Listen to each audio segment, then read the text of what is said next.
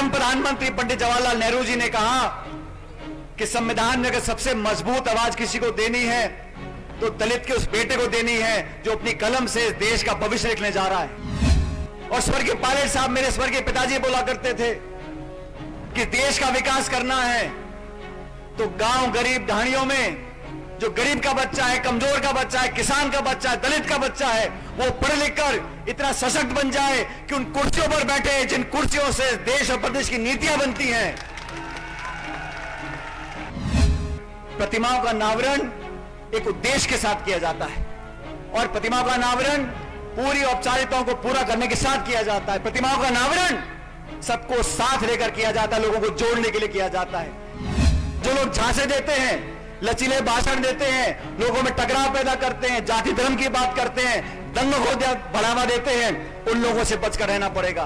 वो लोग चाहते हैं कि दूरियां बढ़ा दो, फूट डाल दो, राज कर लो, उसको समाप्त करने के लिए कांग्रेस पार्टी को मजबूती देने का काम आप सबको करना पड़ेगा। अखिल भारतीय कांग्रेस कमेटी के सचिव, प्रदेश के प्रभारी सम्माननीय तरुण कुमार जी, चाकसू से विधायक सम्माननीय वेद प्रकाश सोलंकी साहब, पूर्व मंत्री और दौसा से विधायक मौलाना मीणा जी, बांदीकुई विधायक जिया खटाना साहब, निवाई से विधायक सम्माननीय प्रशांत बैरवा जी, बयां से विधायक अमर सिंह जाटव साहब, इंद्राज गुजर साहब, श्रीमती इंदिरा मीणा जी, मनीष यादव जी, सुभाष मील साहब, राकेश बोयत जी, अभिमन्यु पूनिया जी, बालिंदु जी, महेंद्र खेड़ी जी, अनिल चोपड़ा जी, हरीश यादव साहब और इस कार्यक्रम के आयोजन समिति के अध्यक्ष जुगल किशोर साहब और समस्त समिति के कार्यकारिणी के सदस्यगण कमलेश बैरवा साहब, राजेंद्र गुजर साहब, शिव प्रकाश जी, शंकर मीणा जी, नौजवान दोस्तों, आदरणीय बुजुर्गों, माताओं, बहनों, नौजवान साथियों, सबसे पहले मैं समिति के सभी सदस्यों को, क्षेत्रीय विधायक वेद सोलंकी जी को और चाकसू क्षेत्र के सभी नागरिकों को बहुत बहुत बधाई देना चाहता हूं, आपका अभिनंदन करना चाहता हूं कि आज वाल्मीकि जयंती पर हम सबको एक पुण्य का काम करने का आपने मौका दिया। साथियों, आज हमारे समक्ष जिस मूर्ति का अनावरण हम सब मिलकर करने जा रहे हैं, ये मूर्ति बाबा साहब अंबेडकर की मूर्ति है और ये बात सच है कि अंबेडकर साहब की मूर्ति देश और दुनिया में हजारों लाखों लगी होंगी, लेकिन मुझे इस बात का फक्र है, गर्व है कि राजस्थान में अष्टधातु की सबसे बड़ी मूर्ति पूरे प्रदेश में कहीं लग रही है तो चाकसू में लग रही है, आप सबके सहयोग से लग रही है। मूर्ति लगाने का उद्देश्य, मूर्ति लगाकर जिस विचारधारा को प्रचलित करने का संकल्प हम लोगों ने लिया, उसके बारे में भी आपका जानना बहुत जरूरी है। मैं जानता हूं धूप काफी तेज है, लेकिन ये जरूरी है कि इस आज प्राण प्रतिष्ठा के साथ इस मूर्ति का औपचारिक उद्घाटन और अनावरण हो रहा है। ये मूर्ति एक इंसान की है, लेकिन इस इंसान ने इस देश को क्या दिया, दुनिया को क्या दिया, दलित समाज को क्या दिया, SC/ST को क्या दिया, इसके बारे में सोचना पड़ेगा। दोस्तों, मैंने अंबेडकर साहब की जीवनी को पढ़ा, जहां वो पैदा हुए मैं वहां पर गया हूं। उन्होंने जीवन में क्या क्या संघर्ष किए होंगे उसकी कल्पना आप लोग करो। आज 2021 है, समाज आगे बढ़ चुका, हम सब पढ़ लिख चुके, साधन संपन्न हो गए, फिर भी हमारे दलित भाई बहनों को आज कठिनाइयों का सामना करना पड़ता है। संकोच लोगों के, दलितों और आदिवासियों के साथ आज भी शोषण होता है, आलोचना होती है, उनके साथ जो व्यवहार होना चाहिए वो हो नहीं पाता। लेकिन आप सोचो साथियों, जब अंबेडकर साहब छोटे थे, जब नौजवानी में थे, उस समय देश की क्या परिस्थिति थी, सामाजिक जो परिस्थिति उस समय थी, उस समय उन चुनौतियों का सामना करते हुए उन्होंने पढ़ाई करी, अपने आप को इतना ताकतवर बनाया कि देश के प्रथम प्रधानमंत्री पंडित जवाहरलाल नेहरू जी ने कहा कि संविधान में अगर सबसे मजबूत आवाज किसी को देनी है तो दलित के उस बेटे को देनी है जो अपनी कलम से इस देश का भविष्य लिखने जा रहा है। आज उस अंबेडकर साहब को हम नमन करते हैं और भीमराव अंबेडकर साहब को सिर्फ भारत रत्न नहीं मिला, अंबेडकर साहब के नाम पर कई आंदोलन चले, कई पार्टियां बन गई, उनके नाम पर बहुत से लोग पदों पर पहुंच गए, लेकिन उन्होंने अपने जीवन में इस भारतवर्ष को जो वरदान दिया, आज सही मायने में 140 करोड़ लोगों को उसको सुनना समझना चाहिए। सिर्फ दलितों के लिए नहीं, ये देश तब आगे बढ़ा है जब पूरा समाज आगे बढ़ा है। हम लोगों को अलग अलग कर कर बांट कर आगे बढ़ना चाहेंगे तो देश आगे नहीं बढ़ सकता। और स्वर्गीय पायलट साहब, मेरे स्वर्गीय पिताजी बोला करते थे कि देश का विकास करना है तो गांव गरीब ढाणियों में जो गरीब का बच्चा है, कमजोर का बच्चा है, किसान का बच्चा है, दलित का बच्चा है, वो पढ़ लिख कर इतना सशक्त बन जाए कि उन कुर्सियों पर बैठे जिन कुर्सियों से देश और प्रदेश की नीतियां बनती हैं। सिर्फ चुनाव जीतने से, पद लेने से एहसास नहीं होता। अपने हाथों से कलम जो हम लिखते हैं, वो नीति निर्माण जो करते हैं, उन लोगों के दिल में वो दुख और दर्द होना चाहिए दलितों के प्रति, आदिवासियों के प्रति, किसानों के प्रति, गरीबों के प्रति, नौजवानों के प्रति। वही लोग इस देश को सही दिशा में ले जा सकते हैं। आज मुझे बड़ा दुख होता है, भाजपा की सरकार केंद्र में है, किस प्रकार के भाषण दिए थे। 7 साल का इतिहास उड़ा के देख लीजिए, हर क्षेत्र में उन्होंने देश के साथ धोखा दिया है, अर्थव्यवस्था को चौपट कर दिया। महामारी में हजारों लाखों लोग मर गए, चिंता वाला कोई व्यक्ति सामने नहीं आया, जिम्मेदारी लेने वाला व्यक्ति कोई सामने नहीं आया। बेरोजगारी ऐतिहासिक चरम सीमा पर पहुंच गई। 100 रुपए का पेट्रोल डीजल हो गया, 900 रुपए का गैस का सिलेंडर हो गया, और जले पे नमक छिड़कने का काम इस सरकार ने किया। ऐसे कानून बनाए, हमें कहा था कि किसान की आमदनी दुगनी कर देंगे, 15 लाख रुपए हर खाते में पहुंच जाएंगे, महंगाई खत्म हो जाएगी, भ्रष्टाचार खत्म हो जाएगा। मैं आप सबसे पूछना चाहता हूं, किसी किसान की आमदनी दुगनी हो गई है? किसान को आज खाद नहीं मिल रहा, किसान को आज बिजली नहीं मिल रही, बीज नहीं मिल रहा, उसकी फसल का दाम नहीं मिल रहा, और महंगाई आसमान छू रही है।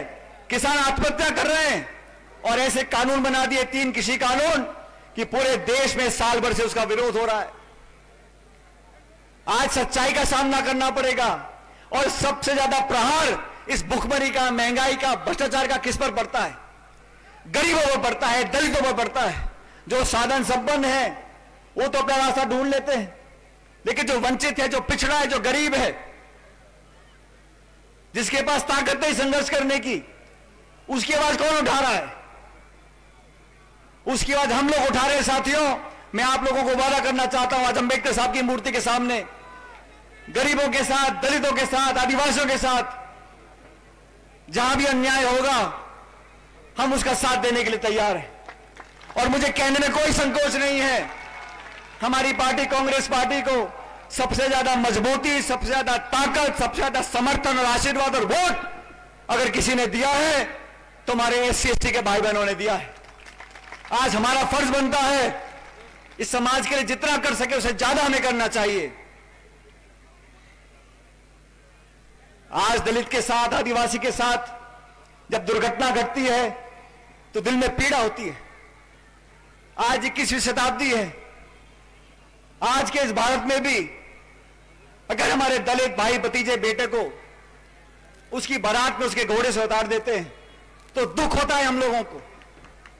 और मैं समझता हूं ये जिम्मेदारी 36 कौम के लोगों की है, हम सब लोगों की है कि इस प्रकार का दुर्व्यवहार, इस प्रकार का शोषण हमें बंद करना पड़ेगा। अगर अत्याचार कहीं होता है दलित के साथ तो हम सबकी जिम्मेदारी है उसका मुकाबला करें। हमारे दलित भाई बहनों को न सिर्फ मान सम्मान, लेकिन हर जगह उनकी भागीदारी सुनिश्चित करने की जिम्मेदारी हम लोगों की है। आज हम लोगों की सरकार है, मुझे पूरा विश्वास है कि जहां जहां संभव होगा वहां हमारे दलित भाई बहन, आदिवासी भाई बहनों को हम प्रतिनिधित्व देंगे। आज इस देश में आरक्षण है, विधायक सांसद बनकर जाते हैं, लेकिन आज हमारी जिम्मेदारी है उनको ताकत दें, उनको संबल दें। राजस्थान में स्वर्गीय मेघवाल साहब हमारे साथ काम करते थे कांग्रेस पार्टी में लंबे अरसे से। आज मैं उनको याद कर रहा हूं।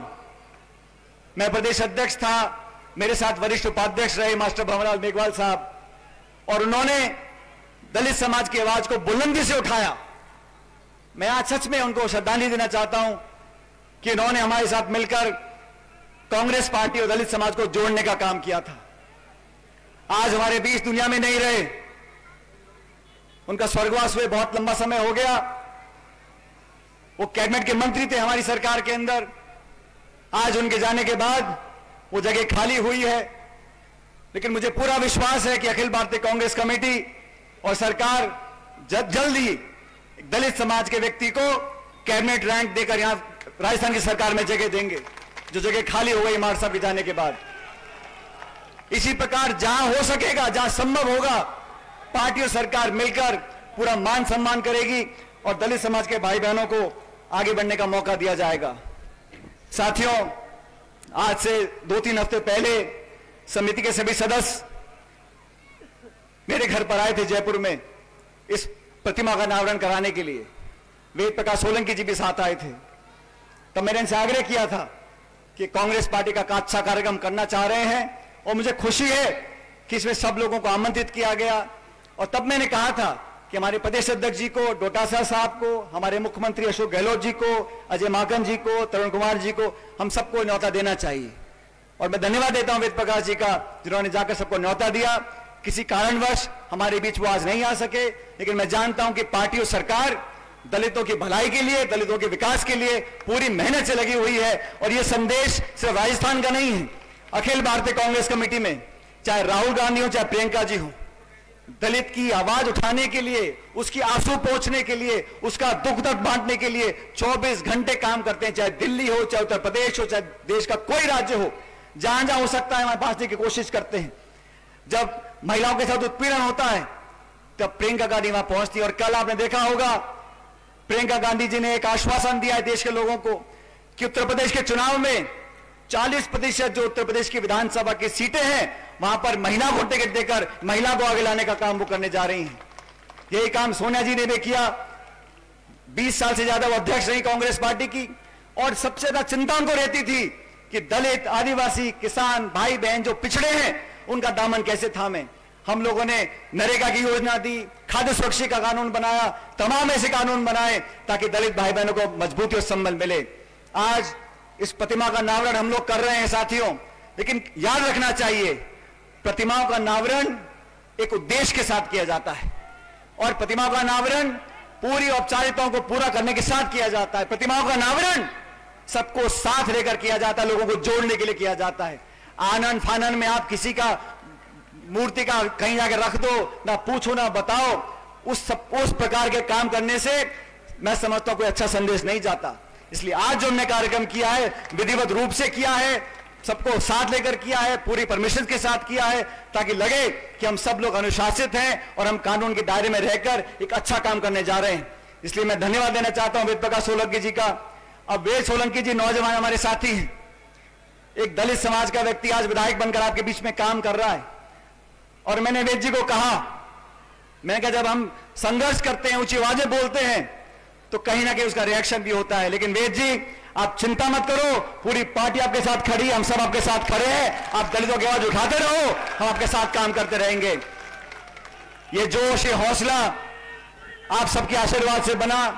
प्रदेश में जहां हमें मौका मिलता है हम नौजवानों की बात को उठाते हैं। और जैसा मुरारी जी बोल रहे थे, बाकी साथियों ने बोला, प्रशांत जी ने बोला, हम सबको साथ लेकर चलना चाहते हैं। किसानों की मजबूती, दलितों की, गरीबों के भविष्य की चिंता हम सब लोगों को है। और जो लोग झांसे देते हैं, लचीले भाषण देते हैं, लोगों में टकराव पैदा करते हैं, जाति धर्म की बात करते हैं, दंग को बढ़ावा देते हैं, उन लोगों से बचकर रहना पड़ेगा।